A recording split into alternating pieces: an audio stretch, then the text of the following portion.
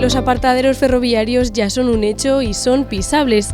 Ya se han podido visitar 2 apartaderos de los 7 en total que financia la Autoridad Portuaria de Valencia, una obra que en su conjunto ha pagado 20,6 millones de euros para dicha infraestructura.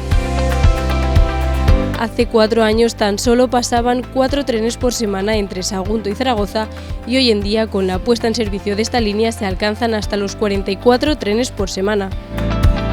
Expectativas hay muchas, porque no solamente la línea de conexión con Zaragoza, sino todo después todo el eje cantábrico, ¿no? Por lo tanto, posibilidades hay muchas.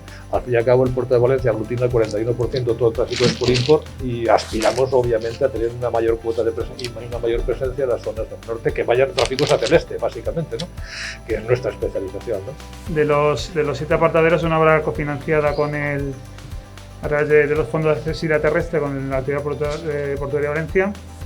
Y están englobados del plan director de mejora de la línea, como sabéis, que llevamos ejecutando desde el año 2018. Tal y como apuntaba el director general de Adif, Ángel Contreras, y el presidente de la Autoridad Portuaria de Valencia, Aurelio Martínez, el objetivo en estos momentos es electrificar y empezar a estudiar la posibilidad de una doble vía entre Sagunto, Teruel y Zaragoza. Ojalá llegáramos a un punto en el cual las demandas de tráfico, tanto de Valencia hacia Zaragoza y hacia el norte como viceversa, pues obligaran a que se replanteasen la doble vía. Ahora mismo entre Sagunto y Zaragoza se están haciendo galivos que permitan instalar la infraestructura pensando en las futuras autopistas ferroviarias. Y es que estas autopistas serán líneas de trenes pensados para que suban no contenedores, sino directamente plataformas o camiones.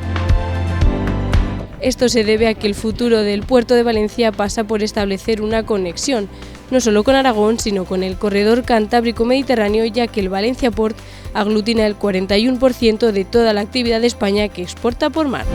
Yo siempre he pensado que esa era una línea estratégica, lo he dicho desde el principio y por eso apostamos en el puerto de Valencia, porque entendíamos que era una línea estratégica, ¿no?